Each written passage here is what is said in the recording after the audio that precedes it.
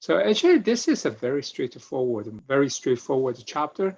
As you can see, like we discussed 5 components, like a designing job, a grouping job, authority, right? Authority and what is that? Authority and then responsibility. When we talk about disorganizing, we needed to refer to the organization chart positions, right? I mean, particularly managerial positions, and then department, what department we have, and then what the relationship. So usually start with the big boss, right? The headquarter level, the big boss and the different departments, accounting, finance, operation, right? Marketing, so those departments. But the idea behind that is the first step, designing the job is create the position. This is not a easy, let's say, task. Good part is usually we join a company, it is already there. The old chart is already there. And then those positions are already created. If anything, we needed to adjust, right? Create a new department, delete like several positions, downsize organizations. In general, that will be minor. Actually, the second step, we talk about the group jobs, departmentalization, right? In the textbook, we will talk about 3 different ways, but usually I would say like this by function is the most common way. So we have different positions. For example, in media department, you have employees, right? And then you have like the, let's say, department manager. Probably there are like several assistant manager, but I mean, keep that in mind. In my opinion, department manager is manager. Assistant department manager is not the manager. They're the assistants. This is by function, right? Clearly by function. Here, I just use the example to show you the finance department, human resource, right? Production, that will be the production line. So we will talk about that. Production is a line, you know, like positions. And then marketing, there's a line positions. Later on, we'll talk about the line position and then the staff position. Those are more like supportive positions. Those are more as the core, right? The core department. Those, let's say, jobs into different departments. This is by function. You know, define the function, define the responsibility, right? And then define the head accounts. Again, refer to the old chart. Then the departmentalization is by the product. You ask, what does that mean? So usually we say product A, product B, product C, okay? And then if we talk about the PepsiCo soft drink, right? This is the one product. And then they have like those chips, snacks, right? And then also they have like the oatmeals, like a Quaker oatmeals, like they have different product lines. One product, it will be much similar, right? The similar activities, you know, like since this is managed by one team, easy to make a decision efficiency. Also talk about like a performance. We will have the finance department or the controlling department to monitor their performance. Let me give you the example. I don't know whether you guys are familiar with this Yum brand. Yum is the group. They have different brands, okay? This is another a typical old chart. Old chart is the, you know, more like internal stuff. The first one, usually we needed to understand, right? Who is the biggest guy, right? So in this case, as you can see, CEO for the Yum brand, the CFO. The third one, I would say this is a COO, Chief Operating Officer, and the it called like a CPO, but usually we call it a CHRO, right? Chief Human Resource Officer. Interesting thing is like they will have other CEOs. See, I would say this is a level lower, right? KFC, this guy is the CEO of KFC, directly reported to the group CEO. This is the CEO for Pizza Hut, right? For Pizza Hut. Taco Bell. Interesting thing is, this lady is the Taco Bell International. And then she directly reported to Mark King, CEO of Taco Bell. And then beneath that, okay, one is the domestic Taco Bell, right? The other is the international Taco Bell.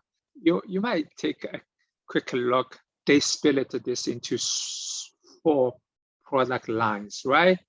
I think this is a good example to show you how they departmentalizing. There is another way, like group by location or by country, right? That's easy to understand because in one country, for example, China, they also have this Taco Bell, they also have Pizza Hut, they also have KFC, right? This is grouped by the location. This is more like you will see this the hierarchy, right? Head office, and then beneath this is the product lines, and then there will be the countries. Knowing this, designing the job, regrouping the jobs, right? And then we needed to assign the authority and the responsibility. Those processes are, happening at the same time. Okay, we created the position, we define the responsibility and the authority. We'll group them into departments. Usually, we should not say step 1, 2, and 3. We just group them together, all charts. Okay, so that's why I keep saying, like, I highly recommend once you join a company, the first thing is ask the O chart. Not only understand the organization, and also knowing those big guys. Here they add one small topic, delegation. This should be a topic in the leadership, the very last module. We know the manager have the responsibility, but they are very busy. And then very likely they needed to delegate the authority, delegate the responsibility, and then also like try to define the accountability. See, this is the process. You are the manager, you are very busy, and then you want to delegate one task or one responsibility to your subordinate, one of them. For me, this is a good chance. Why? I get let's say the chance to learn more, practice the managerial skill. Why I think delegation is a good chance. The manager promoted to a higher level. You or me, I promoted to his position. Both we climbing the ladder. Okay, both we promoted to a higher level. This is the idea. So in the book, it discussed a lot regarding the barriers to delegate. The manager is not confident. He or she won't delegate because they are afraid that in the near future, if they delegate it to you more often, and then later you will replace them. They are lacking of managerial skill. They don't know how to delegate. As I said, delegate is not the easy thing. Not only you assign the task, right? Assign the responsibility. Hey, finish this today. You also needed to tell them like, hey, this is our authority. You can arrange, you can allocate the resource. Otherwise, it's not a delegation. It becomes like, just doing the task, doing the job. Often we will forget is the, define this accountability, be responsible for the results. Some of the employees, they don't want to take this additional responsibility, and then they will refuse. And then if they don't want to develop their ability, to explore their potential, this is the problem from this employee perspective. As the subordinate, you should proactively accept that challenge. I call this challenge. So very often I mention about the comfort zone. So if you stay in the comfort zone for many years, and then you stay in one position for many years, it's dangerous. So when you're getting old, after 35, after 45, you will get trouble. The environment is changing. After delegation, somehow like we talk about the decentralization, that means like usually the big company, we like to decentralize, right? Big company, huge company, they have different product lines. I just showed you the Yum brand. If every time the decisions have to be made at the headquarter level, not by the product lines, it's almost impossible. Okay, so this is why we always say like if we want to be flexible, we need it to be decentralized. Okay, small company, they like to make the decision so at the top level. So this is called a centralizing.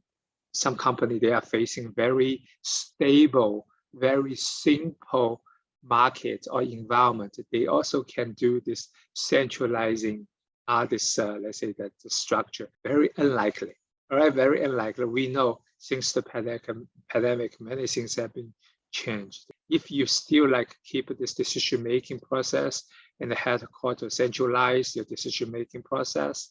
It's not efficient and it's not effective. My previous company, we actually, I cannot say we are 100% centralized. It depends on the centralization levels, right? But my company tended to be centralized to make the decision at the headquarter level. Like if we want to offer the customers, wholesaler customers, a big discount, we needed to apply to the procurement department, apply to the headquarter.